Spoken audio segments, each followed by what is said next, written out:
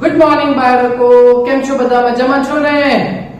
હા, તો તમે તમારું કામ કરતા છે બરાબર? કરતા રહેજો.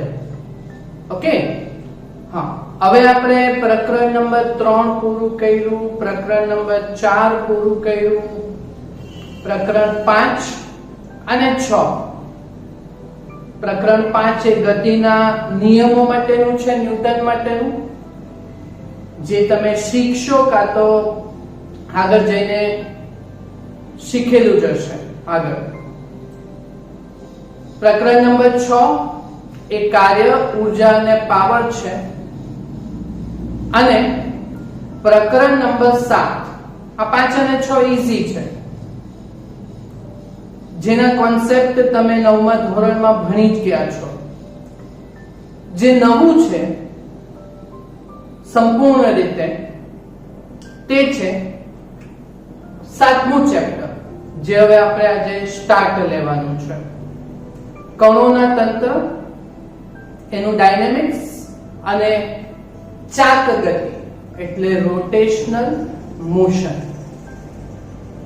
જો પ્રકરણ નંબર 3 જૂનું જ હતું, તે કોન્સેપ્ટ તમે શીખીને આવેલા હતા.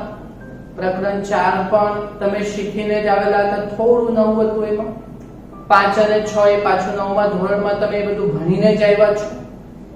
અને 7મું ચેપ્ટર જે તમારા માટે હવે તદ્દન નવું રહેશે. એટલે આ ચેપ્ટરને છે પહેલા 3-4 પીરિયડ કણોના તંત્રના ટોપિકને આપણે સમજવાનું છે. એટલે એના ઉપરથી આપણે 1 કે 2 થિયરીઓ જોશું અને પછી ચાક ગતિ એટલે રોટેશનલ મોશન, એમાં આપણું ચેપ્ટર વધારે આગળ વધશે. બરાબર? ઓકે, તો શાંતિથી સમજો. કણોનું તંત્ર,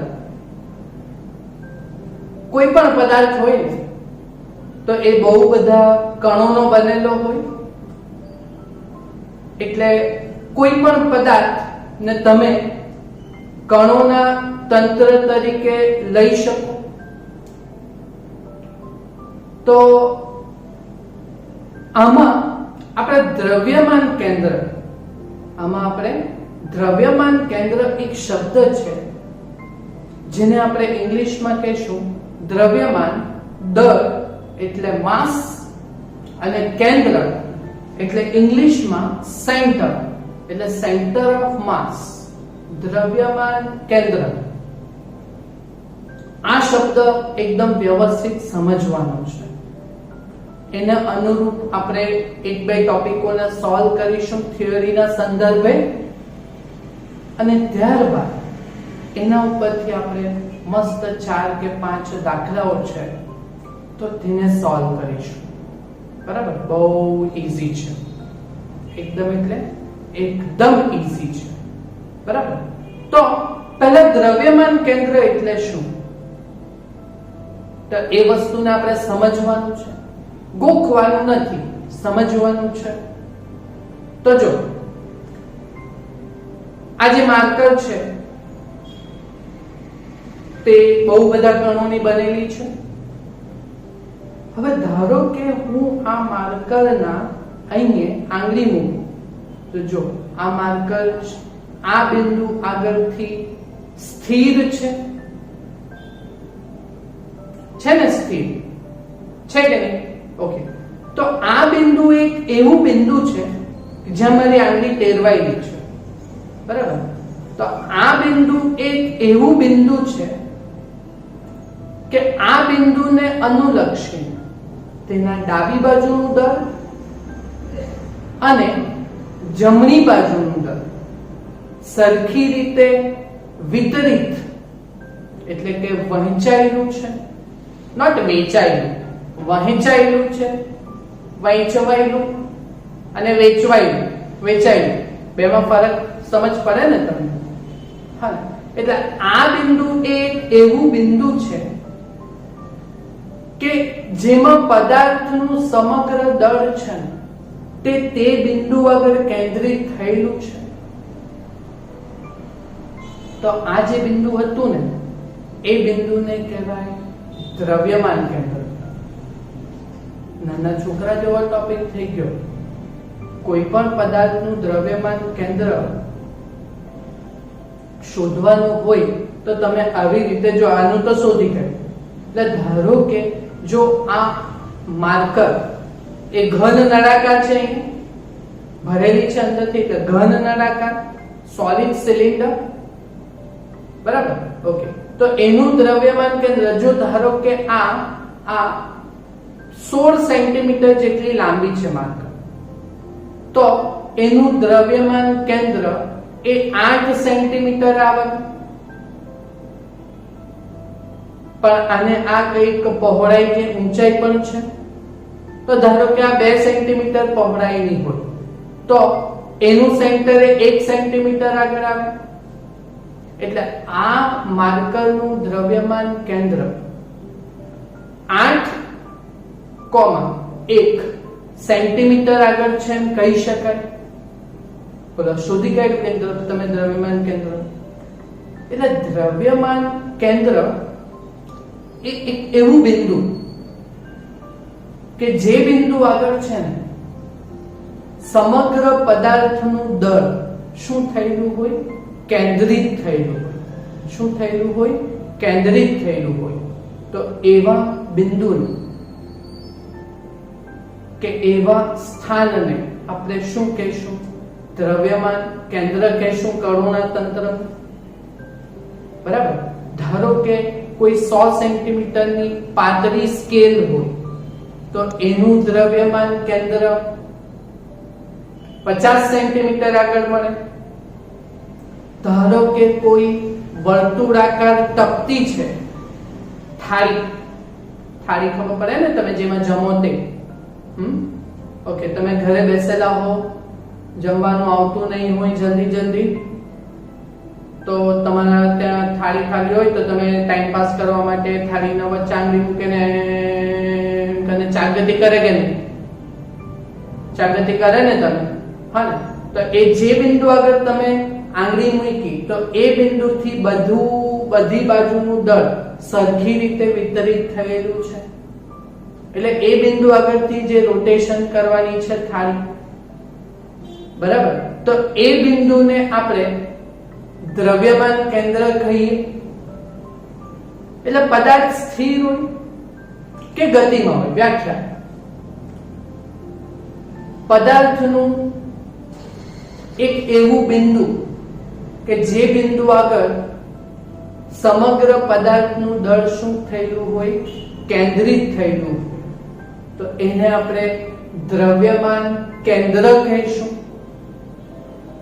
તો આ દ્રવ્યમાન કેન્દ્રનું સ્થાન આપણે એ સ્થાનનું સૂત્ર એક પરિમાણમાં શોધશું, દ્વિપરિમાણમાં શોધશું અને ત્રિપરિમાણમાં શોધશું.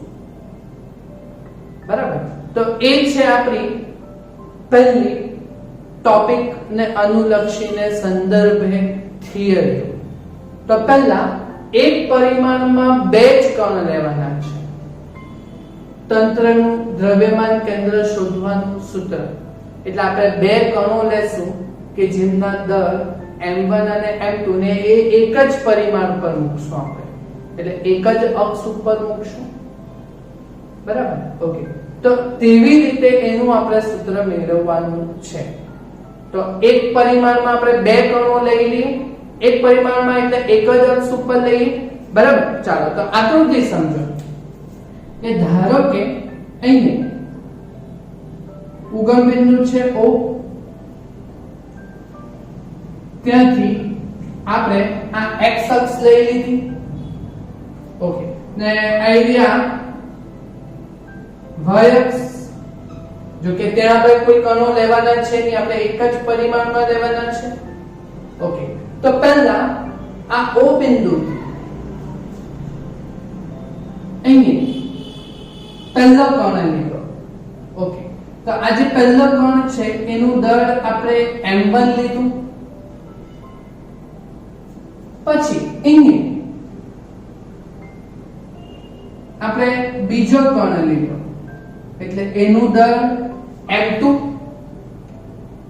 તો ભાઈ મારે આ કણોના સ્થાન બતાવવાના હોય તો એ ઉગમ બિંદુથી બતાવે x અક્ષ ઉપરના.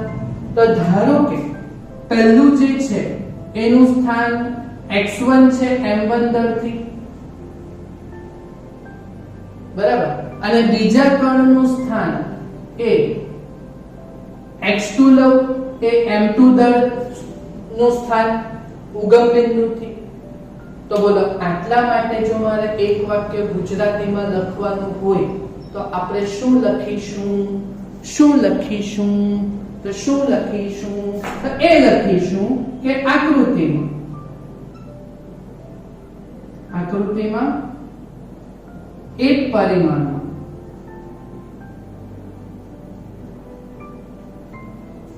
બે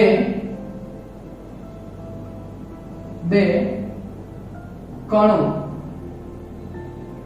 ના દર m1 અને m2 છે. બે કણોના દર m1 અને m2 છે તથા તેમના સ્થાન ઉગમ બિંદુથી અનુક્રમે x1 અને x2 છે. ઓકે, તો જો આ મસ્ત થઈ ગયું કે નહીં આપણું પહેલું વાક્ય? સમજ પડી? ઓકે, હવે મારે આ બે કણો જે આપણે એક પરિમાણમાં લીધા તો એનું દ્રવ્યમાન કેન્દ્ર એટલે ઇંગ્લિશમાં સેન્ટર ઓફ માસ. તો એ સેન્ટર ઓફ માસ એ આ બેને જોડતી રેખા ઉપર જ ક્યાંક હશે. વચ્ચે તો ત્યારે જ હોય કે જ્યારે બંને કણોના દળ સરખા હોય, બરાબર. તો ધારો કે મેં અહીંયા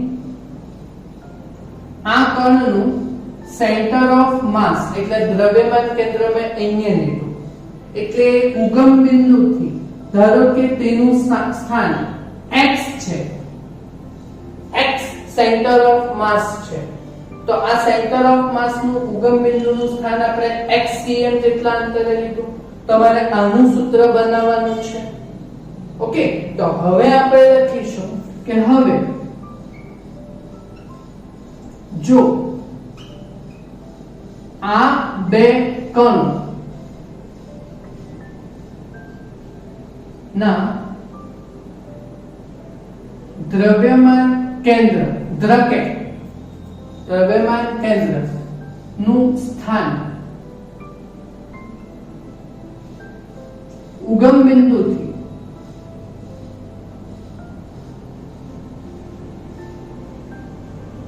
xcm અંતરે હોય તો આ દ્રવ્યમાન કેન્દ્રનું સ્થાન આપણે xcm જેટલા અંતરે લીધું ઉગમ બિંદુથી. તો આ xcm નું સૂત્ર એ દળ અને સ્થાનના ગુણાકારના સંદર્ભે થશે, એટલે mx mx ના ગુણાકાર થાય, બરાબર. તો એ આપણે કેવી રીતે લખી શકીએ તે જોજો. એ જ તો ઇમ્પોર્ટન્ટ છે. m1 x1 m2 x2 ના છેદમાં m1 m2 આવે. સમજ પડી કે આવ્યું? તો આ આવી રીતે આપણે બે કણોના દ્રવ્યમાન કેન્દ્રનું સ્થાન આપણે આવી રીતે નક્કી કરીશું. ઓકે, હવે જોજો. એટલે આ છે ને આપણા mx mx ના ગુણાકાર છે. આ m1 અને m2 એ કણોના દળ છે, તો m1 m2 એ કણોના તંત્રનું કુલ દળ થઈ ગયું. તો એક્ચ્યુઅલમાં સૂત્ર શું આવે? તો કેપિટલ mx બરાબર બાકીના બધાના mx નો સરવાળો, એટલે m1 x1 m2 x2, ત્રીજું હોય તો m3 x3, ચોથું હોય તો m4 x4. તો એને આપણે આવી રીતે લખી શકીએ. તો આ આપણે દ્રવ્યમાન કેન્દ્રનું સ્થાન એક પરિમાણમાં બે કણોના તંત્ર માટેનું સૂત્ર થઈ ગયું. હવે જો આ બંને કણોના દળ જો સરખા હોય, જો કણોના દળ સરખા હોતે તો આ સ્થાને એક્ઝેક્ટ વચ્ચે આવતે, એટલે x1 x2/2 આવતે. તો કેવી રીતે તે જોઈએ. તો જો હવે જો m1 બરાબર m2, જો બંને કણોના જો આપણે દર સરખા લઈએ તો ધારો કે m લઈએ તો આ xcm બરાબર શું થશે? તો xcm બરાબર mx1 mx2 ના છેદમાં m પ્લસ m. તો ઉપરથી આપણે m કોમન લઈ લઈએ તો x1 x2 ને નીચે m m2m, તો m કેન્સલ થઈ જાય કે. તો બોલો xcm નું સૂત્ર શું આવશે? તો xcm નું સૂત્ર શું આવે? તો ઉપરથી m કેન્સલ થઈ જાય એટલે x1 x2 ના છેદમાં m m એટલે 2m, પણ m તો કેન્સલ એટલે ભાગ્યા 2. તો આ આપણે દ્રવ્યમાન કેન્દ્રનું સ્થાન જો બે કણોના તંત્ર માટે જો સરખું હોય તો આ સૂત્ર બને. સમજ પડી કે નહીં? સમજ પડી. જો આવી જ રીતે ત્રણ કણો હોતે તો ત્રણ કણો માટે અહીંયા સૂત્ર શું આવતે? દ્રવ્યમાન કેન્દ્રનું સ્થાન એક પરિમાણ માટે xcm બરાબર m1x1 m2x2 m3x3 ના છેદમાં m1 m2 m3 આવતે. તો ચાર જણા માટે પણ લખાય.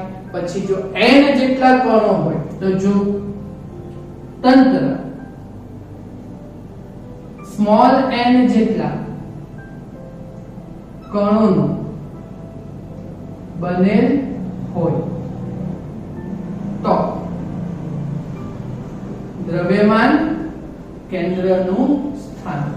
તો દ્રવ્યમાન કેન્દ્રનું સ્થાન xcm બરાબર આ n સુધી લઈ જવાનું, n જેટલા કણો માટે. તો આપણે શું લખશું? m1x1 m2x2 mnxn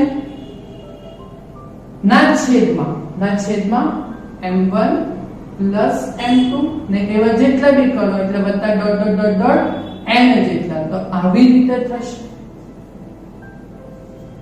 બોલો સમજ પડી ગઈ? કેટલું ઈઝી છે કે નહીં ઈઝી? તો બોલો આ એક પરિમાણમાં x અક્ષ ઉપર આપણે સમજાવી દીધું, બરાબર.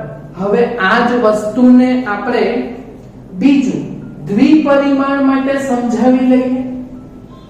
તો દ્વિપરિમાણ એટલે આપણે કણો, ધારો કે હું ત્રણ કણો લઈ લઉં m1 m2 અને m3 દરમિયાન દ્વિપરિમાણમાં લઉં એટલે બે અક્ષો માટે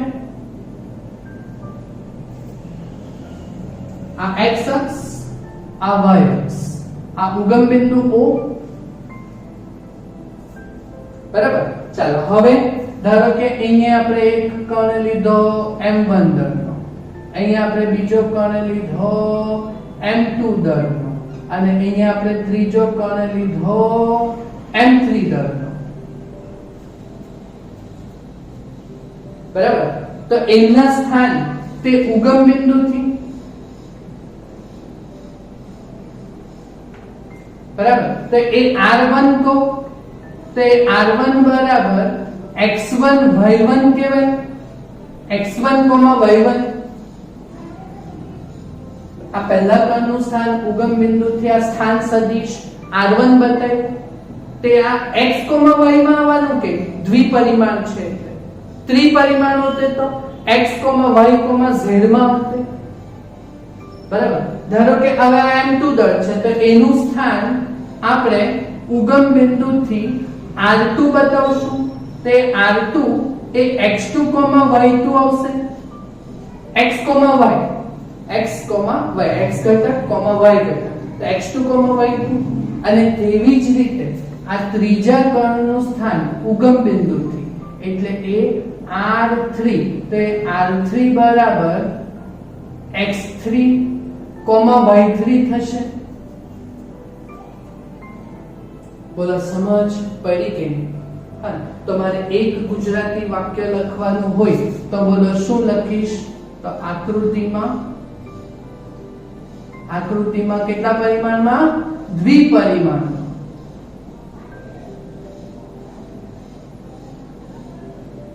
કણોના દળ m1 m2 અને m3 છે, જેમના સ્થાન સદિશો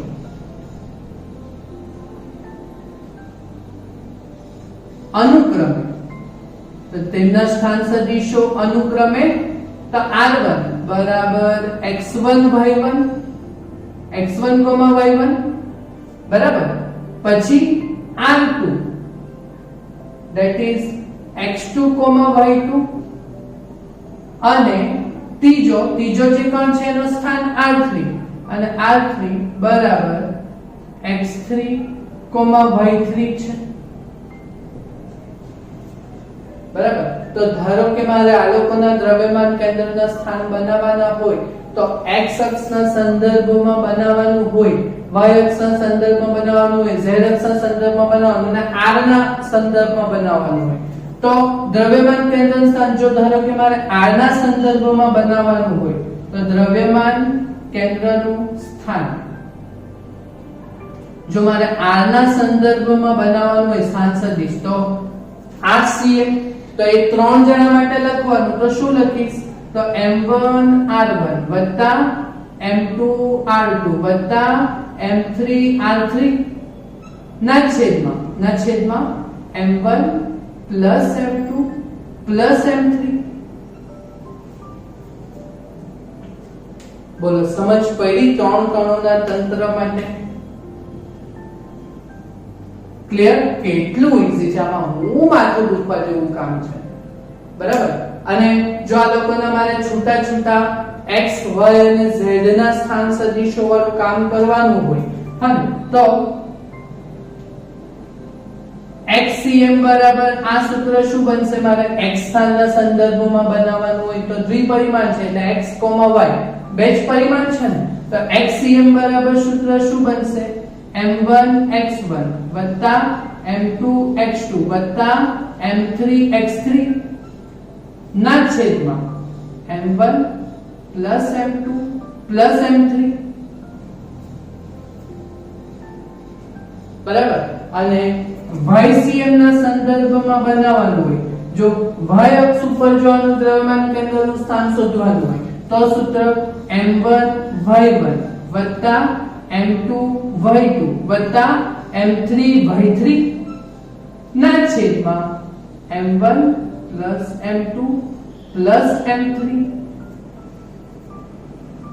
બોલો સમજ પડી?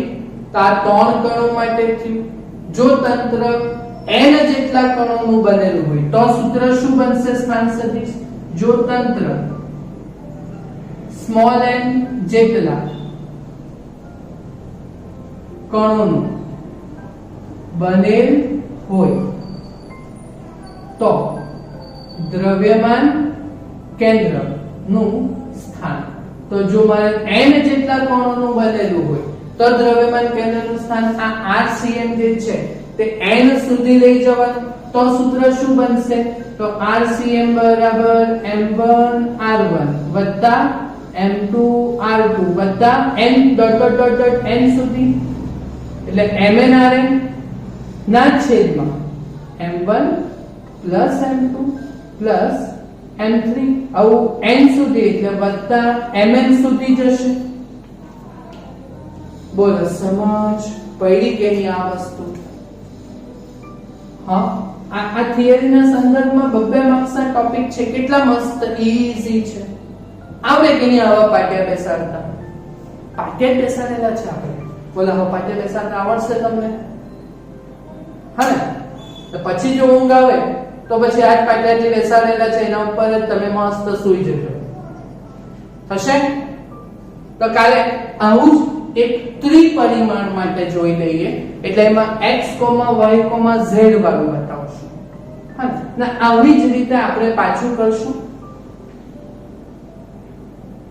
બરાબર? સમજ પડી? બરાબર? જો મારે ત્રિપરિમાણમાં આ જ વસ્તુ બતાવવાની હોય, જો તમારે એમ થાય કે નહીં મારે જાતે જ પાટિયા બેહાડી દેવાના છે, તો ત્રિપરિમાણ માટે જો બતાવવાનું હોય તો અહીંયા શું કરવાનું, આ જ આકૃતિમાં અહીંયા એક z અક્ષ એંગલને બહાર કાઢી લેજો. જાતે થશે કે જાતે થશે ને? જાતે કરજો. હા કે ત્રીજી 2 માર્ક્સની થિયરી ત્રિપરિમાણ માટે. તો જો ત્રિપરિમાણ માટે કરવાનું હોય આ જ આકૃતિ દોરજો, કરી જ લેજો. હા કે હું તો એમ કહું પાછી નહીં કરો, કરી જ લેશો ને તમે પાકું? વિશ્વાસ રાખેલો છે તમારો. તો થિયરીનું નામ ત્રિપરિમાણમાં કણોના તંત્ર માટે દ્રવ્યમાન કેન્દ્રનું સૂત્ર મેળવો. ત્રિપરિમાણ માટે. હા, તો અહીંયા શું કરજો? આ જ આકૃતિ એક અહીંયા z અક્ષ એંગલને ખેંચી લેજો, અહીં લાઈન પર ને z અક્ષ. આવી જ રીતે પછી અહીંયા સ્થાન શું બતાવશો? તો r1 બરાબર ત્રિપરિમાણ એટલે 3 આમ કેવી? તો x1, y1, z1 કરવાનું છે, હું નહીં કરાવીશ. ત્રિપરિમાણ માટે એક ત્રીજી અક્ષ z ખેંચી લેજો અહીંયા આવી રીતે. તો એ પણ શીખવાડી દઉં આવી રીતે એમ જ્યાં લાંબી z એમ બતાવી દેજો. એટલે અહીંયા સ્થાન r1 બરાબર x1, y1, z1, x2, y2, z2, x3, y3, z3. પછી ગુજરાતીમાં અહીંયા શું થશે? તો સ્થાન સદિશો મેળા r1 બરાબર x1, y1, z1, r2 બરાબર x2, y2, z2 અને r3 બરાબર x2, y2, z3 છે. તો ભાઈ આ સૂત્ર તો આ જ આવશે. પછી અહીંયા x y તો અહીંયા ZCM નું પણ સૂત્ર આવશે કે એક સ્ટેપ વધશે. તો ZCM બરાબર m1 z1 m2 z2 m3 z3 m1 m2 m3. તો પછી n કણોના તંત્ર માટે કરવાનું હોય તો આ સૂત્ર બેસવાનું છે. બોલો ત્રિપરિમાણમાં આવડશે? શું કરશો ત્રિપરિમાણમાં એડિટિંગ? નેક્સ્ટ થિયરી ત્રિપરિમાણમાં એડિટિંગમાં શું કરશો? એક z અક્ષ પર લેવાનું છે, અહીંયા y1, અહીંયા z1, અહીંયા z2 અને અહીંયા z3. એક એક પદ હજુ એડ કરી દેજો. એટલે અહીંયા ZCM નું એક પદ હજુ એડ થઈ જશે. બાકી બધું સેમ થશે. આ એક પરિમાણ, દ્વિપરિમાણ અને ત્રિપરિમાણ કણોના તંત્રનું દ્રકેટ એટલે દ્રવ્યમાન કેન્દ્રનું સ્થાન ના આપણે સૂત્ર મેળવી દીધા. ક્લિયર થશે? પાક્કું ને? આટલું તમે કમ્પ્લીટ કરજો. હા ને? Thank you very much.